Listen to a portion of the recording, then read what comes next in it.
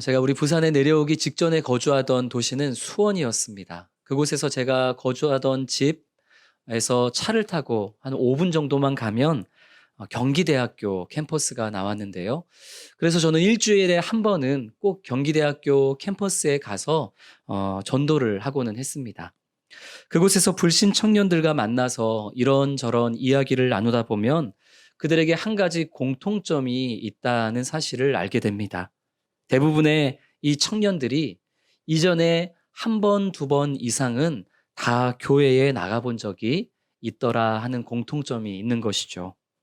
누구를 통해서 어떻게 교회에 나가게 되었었는지, 그 과정을 한번 그 친구들에게 물어보면 다양한 답변이 쏟아집니다. 이제 제일 많은 답변은 이제 친구 초청주일 혹은 부활절, 성탄절 이런 절기에 교회에 가면 좋은 선물 준다고 해서 그래서 교회에 몇 번 가봤다. 이런 답변을 하는 사람들이 가장 많았고요. 또 어떤 청년들은 교회에 가면 남자친구 좀 사귈 수 있고 여자친구 사귈 수 있다고 해서 내가 그래서 교회에 친구 따라 가봤다. 이런 친구들도 있고요.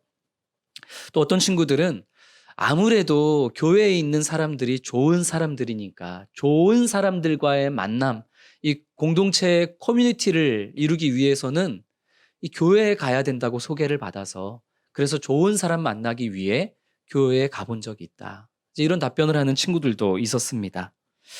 또 청년들 중에 어떤 청년들은 좀 봉사활동을 좀 많이 하고 싶은데 교회가 이런저런 봉사활동을 많이 한다고 해서 그런 활동을 많이 하는 교회를 소개받아서 가본 적이 있다. 이렇게 말하는 청년들도 있었습니다.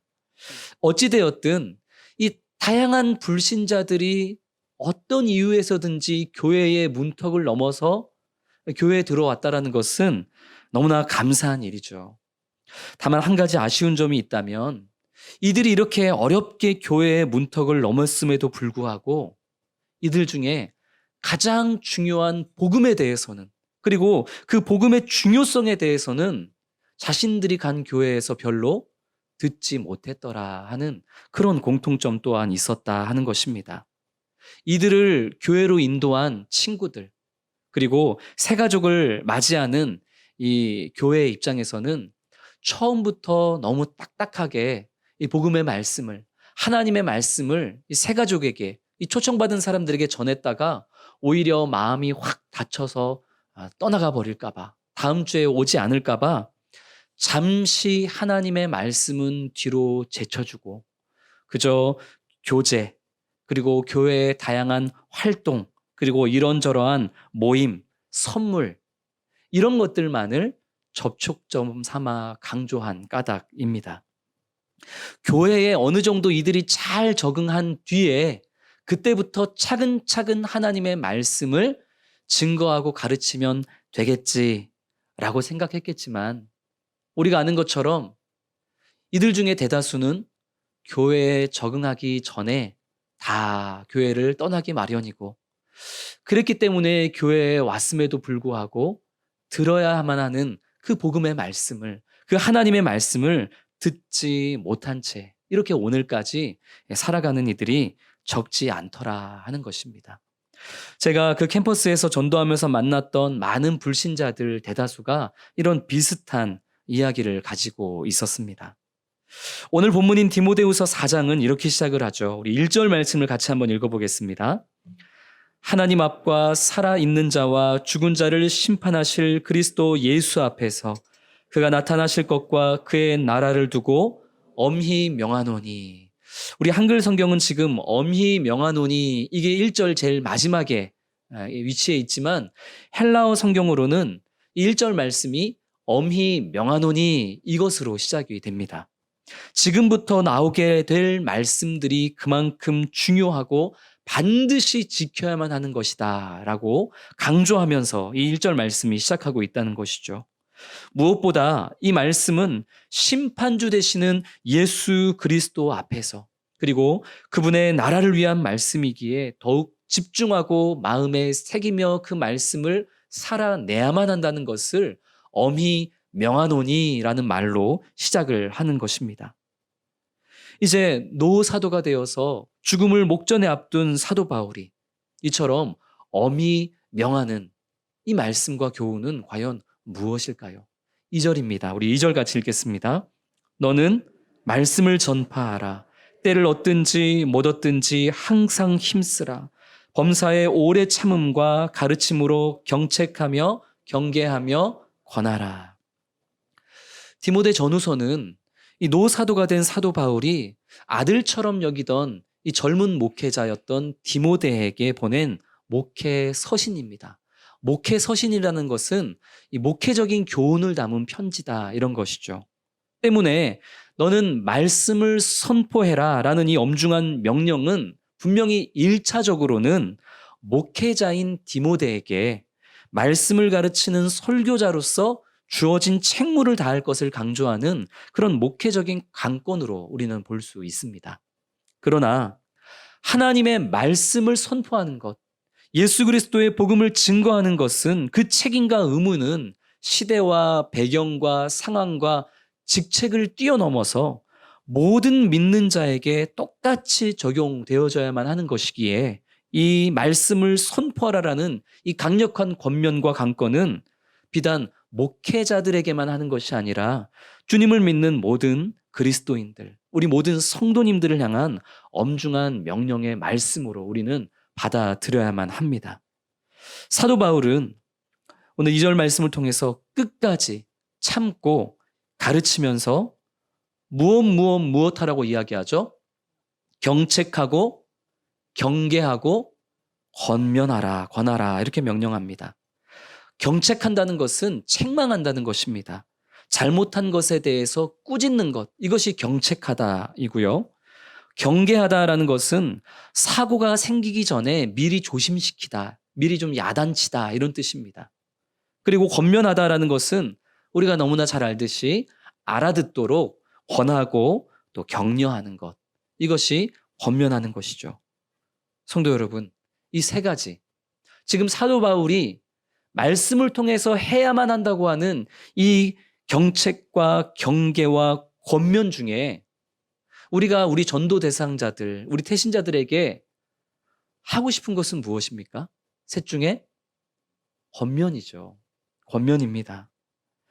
어떻게 해서든 좋은 말로 권하고 격려하고 칭찬하고 그들이 듣고 싶은 말을 들려주고 싶지, 그들이 무언가를 잘못했다는 사실을 깨닫게 하는 것, 그들이 무언가를 조심해야 된다고 그렇게 경계시키는 것, 괜히 그랬다가는 교회 오던 길에서 그냥 돌아가 버릴까 봐 그런 경책과 경계는 하고 싶지 않은 것이, 그것이 솔직한 우리의 마음입니다. 그래서 우리는 그들이 듣기 원하는 권면과 격려의 말들만 전하기 마련이죠. 그러나 사도 바울은 분명하게 말씀합니다. 복음을 들어야 할 자들에게 권면할 뿐만 아니라 경책하고 경계해야만 한다고 말이죠. 우리의 생각과 우리의 방법으로 상대방의 잘못을 지적하고 책망했다가는 정말 그들은 교회 오던 길에서 돌아서 버리고 말 것입니다. 그러나 성도 여러분, 우리가 성령이 주시는 지혜 안에서 하나님의 말씀을 증거할 수만 있다면 그 말씀 가운데 성령께서는 그들 스스로 자신의 죄인됨을 깨닫게 하여 주실 것이고, 우리가 전하는 그 성령의 지혜로 말미암은 복음으로 말미암아 그들은 구원자 되신 예수 그리스도를 내가 붙잡아야만 지금과 같이 넘어지지 않을 수 있다는 그런 사실을 또 깨닫게 될 줄로 믿습니다.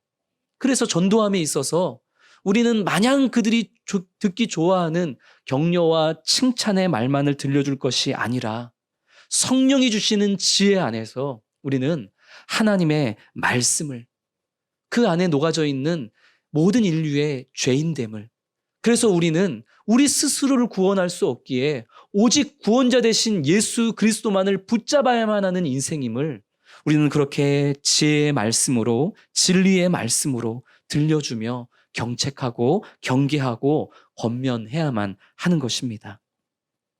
사도 바울은 이 복음을 증거함에 있어 자기 자신만의 전략이 있었습니다. 사도 바울이 복음을 전할 때 어떻게 복음을 전하죠? 다양한 방법으로 복음을 전하지만 많은 경우에 사도 바울은 간증을 통해서 자신이 직접 경험한 하나님을, 예수 그리스도를 증거했습니다. 죄인 중에 죄인이요, 괴수 중에 괴수에 불과한 그런 자신을 부르시고 받아주시고 또 용서하시고 심지어 당신의 일꾼 삼아주신 그 주님에 대한 만남의 경험, 나를 변화시키신 예수 그리스도, 그 간증을 자연스럽게 태신자와 전도 대상자에게 들려주는 과정을 통해 자연스럽게 하나님의 말씀을 증거하고 하나님이 어떤 분이신지에 대해서 증거하고 당신을 향한 하나님의 마음이 어떠한지를 증거하면서 그렇게 성령의 책망과 경계와 권면의 말씀을, 하나님의 말씀을 통해 녹여내었던 것입니다. 사도 바울에게 자신만의 복음 전파를 위한 이런 전략이 있었던 것처럼 이 복음의 말씀을 증거해야 하는 우리 모두에게도 우리 각자 나름대로의 복음을 전하기 위한 전략이 있어야만 합니다. 우리 성도님들은 하나님의 말씀을 전하기 위한 나만의 전략이 있으십니까? 혹은 나만의 언어로 잘 정리가 되어 있는 복음의 메시지가 있으십니까? 신학교에 가기 위해서는 이 노회에서 주관하는 이 목회자 후보생 시험에 합격해야만 합니다. 이 목회자 후보생 시험에는 이 면접도 포함이 되는데요. 제가 목회자 후보생 시험에서 이 면접을 할 때 그 앞에 계시는 목사님들에게 처음 받았던 이 면접 질문이 복음이 무엇인지 말해보시오였습니다. 아니, 신학생이 되겠다고 온 사람한테 복음이 무엇인지 말해보라니 이처럼 무례한 질문이 어디 있겠습니까? 그래서 저는 제가 알고 있는 성경 지식을 총동원해서 복음에 대해서 말하기 시작했습니다. 창세기 창조부터 시작해서 아브라함 나오고 야곱, 이삭, 요셉, 신약까지 가가지고 다양한 사람들의 사건과 이름을 대가면서 장황하게 설명을 했는데, 얼마나 장황하게 설명을 했는지 한참 말하는 중에도 지금 내가 뭔 소리를 하고 있는지 나조차도 알 수 없을 정도로 그렇게 중언부언을 했습니다. 한참 뭔 소리 하는지도 모르면서 그렇게 얘기를 하고 있는데 그 면접관 중에 한 목사님이 제 말을 딱 끊으시더니 복음이 무엇인지 명료하고 명확하게 그렇게 말하지 못하는 사람이 무슨 신학생이 되겠다는 것이냐. 복음이 무엇인지부터 당신의 언어로 잘 정립을 해놓고 신학교는 다음에 가시라. 이렇게 저에게 매정하게 말씀을 하셨습니다. 그 면접관이 저희 아버지셨는데요. 얼마나 부끄럽고 얼마나 저 자신에게 화가 났는지 모릅니다. 복음을 알죠. 복음을 믿습니다. 그런데 그 복음을 전하기 위한 훈련은 전혀 되어 있지 않은, 내가 알고 내가 믿는 그 복음의 내용을 누군가에게 전하기 위해서 나의 언어로 명확하게 명료하게 정리하는 그런 성도로서의 가장 기본적인 준비도 해보지 않은 상태에서 신학교 가겠다고 하니 나의 그 부족함과 나의 그 연약함이 완전히 목사님들 앞에서 빨가 벗겨진 것이죠. 저는 전도왕으로 교회에서 상도 많이 받았었습니다. 그런데 곰곰이 생각해 보니까 하나님의 말씀을 선포함으로 나타나는 그러한 책망과 경계와 권면으로 저는 누군가를 교회로 데려온 적이 없었던 것입니다. 그저 그들이 듣기에 달콤한 가머니설, 그리고 그들의 마음을 만족시키는 선물, 그리고 교회 안에 재미있는 관계, 활동, 이런 것들을 강조하면서 저는 친구들을 한 명 한 명 교회에 데리고 왔던 것이죠. 돌아보니 그렇게 제가 데리고 왔던 수많은 친구들 중에 교회에 아직까지 발붙이고 남아있는 자들은 많지 않았습니다. 선물과 그리고 재미있는 활동과 칭찬의 효력이 떨어지니 더 이상 교회에 발붙일 매력이 없었던 것이고 자연스럽게 그들은 자기 갈 길을 가게 되었던 것이죠. 정말 우리가 주어야 할 것, 정말 교회의 가장 중요한 핵심과 매력이 예수 그리스도의 복음이라는 사실을 내가 그 친구들에게 전파했다면, 그렇다면 그 친구들 중에 더 많은 이들이 지금 나와 함께 하나님을 예배하는 자리에 있지 않을까? 하는 그런 안타까운 마음과 후회가 드는 그런 시간이었습니다. 사랑하는 성도 여러분, 영혼을 변화시키는 것은 오직 하나님의 말씀, 그 말씀의 능력에 있는 줄로 믿습니다. 때문에 우리는 성령의 지혜 안에서 우리가 전하고 선포해야 할 하나님의 말씀을, 그 복음의 언어를 중언부언하지 않도록 어떻게 이것을 명료하게 증거할 수 있을지, 5분 안에 정해야 될 때는 어떤 순서에 따라서 복음을 전하고 10분 안에 전해야 될 때는 또 어떻게 내가 이 복음을 선포해야 되고, 아니 1시간 정도 시간이 있는 상황에서는 내가 또 어떻게 나의 적절한 경험과 간증을 섞어가면서 이에게 하나님의 말씀을, 예수 그리스도의 주 되심을 선포해야 될지, 모든 성도님들은 너는 말씀을 전포하라는 이 엄중한 명령을 받은 우리들은 그것을 준비해 놓아야만 하는 것입니다. 그 말씀이 아닌 다른 것들로 우리가 교회에 누군가를 초청하는 데에는 분명한 한계가 있습니다. 사도 바울은 우리가 이렇게 말씀을 준비하여 전파해야 하는 데에 더 힘을 쏟아야 하는 이유가 무엇인지 3절부터 5절까지 말씀을 통해 말씀합니다. 우리 먼저 3절과 4절 말씀 같이 읽겠습니다. 때가 이르리니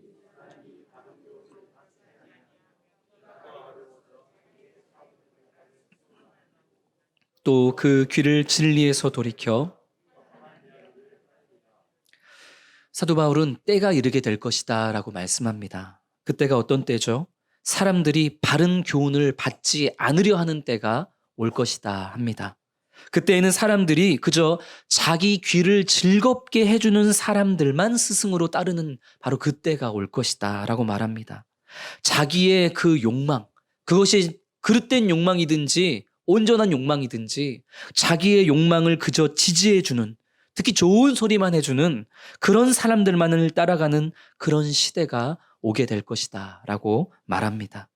그때가 되면 사람들은 진리를 떠나서 허탄한 이야기들, 여기서 말하는 허탄한 이야기는 신화를 뜻합니다.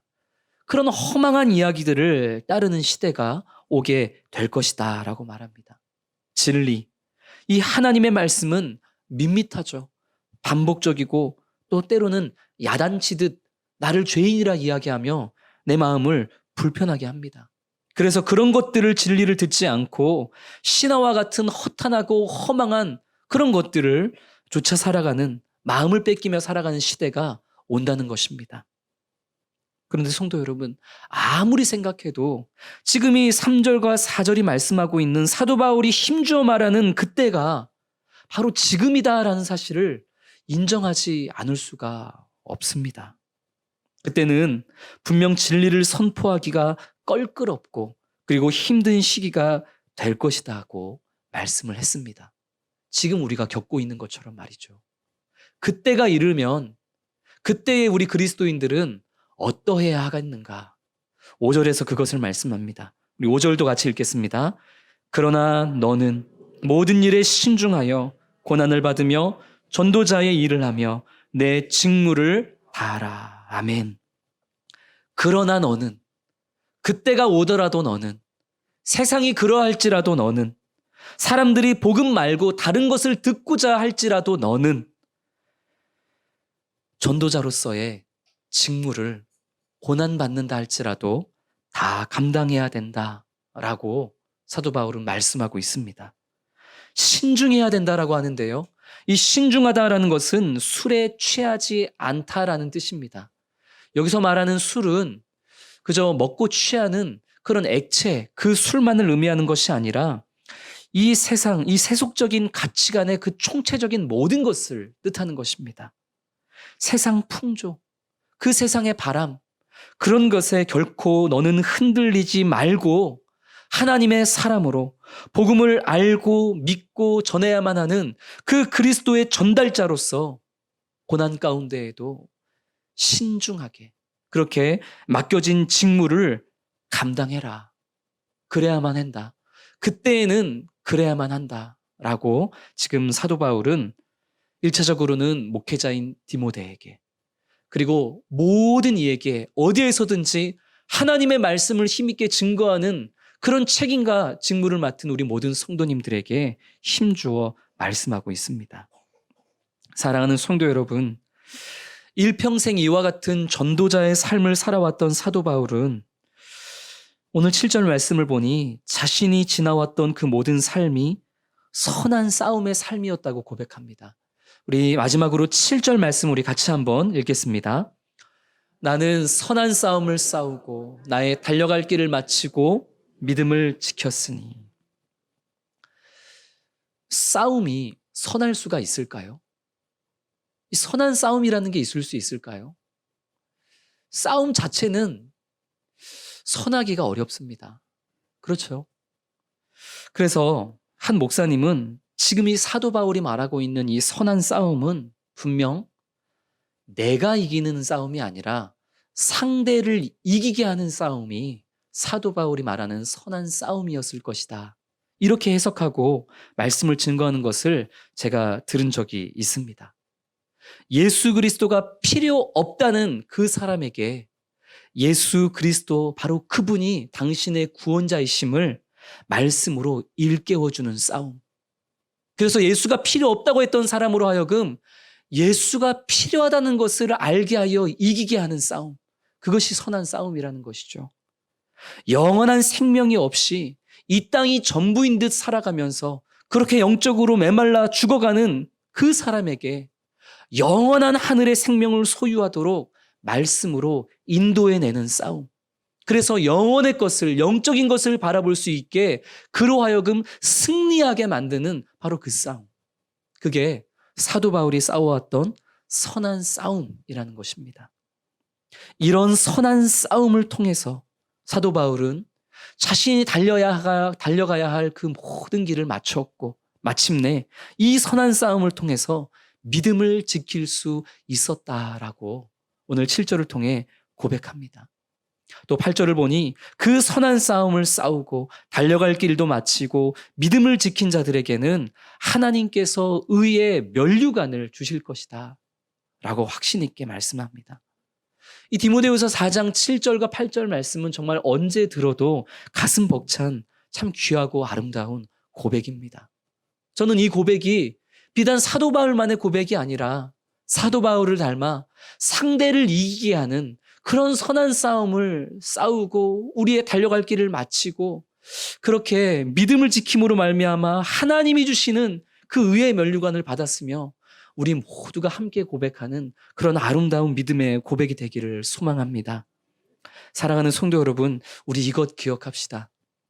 우리는 이때에 사람들이 그러할 것이다 라고 사도 바울이 얘기했던 것을 기억하면서 그저 상대가 듣고 싶은 것을 들려주고 상대가 갖고 싶은 것을 갖게 해주는 자들이 결코 되어서는 안 된다는 사실을 기억합시다. 우리는 상대가 듣고 싶은 것이 아니라 상대에게 꼭 필요한 복음을 들려주는 자가 되어야만 합니다. 그것을 우리는 훈련하고 그것을 준비해야만 하고 그것을 위해 기도해야만 합니다. 그리고 그들이 갖고 싶은 것을 주는 것이 아니라 그들이 꼭 가져야만 하는 예수 그리스도를 그들의 품 안에 안겨주는 자들이 되어야만 합니다. 이것은 아무 다른 것으로도 할 수 없고 오직 하나님의 말씀을 잘 준비하고 선포함을 통해서만 가능해지는 것입니다. 이제 새생명주일이 4일 남았습니다. 무엇으로 우리 태신자들, 우리 전도 대상자들을 이곳으로 지금 초대하셨고 또 남아있는 4일 동안 무엇으로 초대하시겠습니까? 우리 교회 좋은 목사님이 계시죠. 그리고 우리 교회 장로님, 권사님, 성도님 다 성품도 좋고 너무나 귀한 분들입니다. 새가족으로 오시면 교회에서 좋은 선물도 드리기 위해 준비도 되어 있습니다. 식사도 저희 교회에서 이번에 제공해 드릴 겁니다. 그러나 그것 때문에 교회에 오는 것이 아니죠. 그것들은 가장 기본적인 것이지만 당신이 교회에 와야 하는 이유는 당신의 그 메마른 영혼을 구원해 주실 수 있는 예수 그리스도를 만나기 위해서라는 그 복음의 선포를 통해 우리의 태신자들을 주께로 인도해 올 수 있는 그런 우리 성도님들 되시기를 주님의 이름으로 축복합니다. 교회에 와서 선물 받았으니까 나는 교회에 가서 할 일을 다 했다. 교회 가서 만나야 될 사람들을 만났으니까 나는 할 일을 다 했다. 그분들의 역할, 그분들의 책임을 거기까지로 우리가 제한 짓지 않도록, 당신이 교회에 와서 꼭 만나야만 하는 분이 당신의 그 삶을, 그 영혼을 책임져 주실 예수 그리스도이심을 우리 꼭 선포하는 이 마저 남은 4일이 되어줄 수 있기를 소망합니다. 새생명주일이 지나고 나서도 계속해서 예수 그리스도를 잘 준비해서 계속해서 반복해서 들려주고, 그래서 그분이 우리가 들려주는 간증과 이 말씀을 통해서 성령이 주시는 책망과 경계와 권면의 말씀으로 하나님의 자녀가 되는 그런 놀라운 역사를 또 우리가 함께 목도할 수 있게 되기를 주님의 이름으로 축복합니다.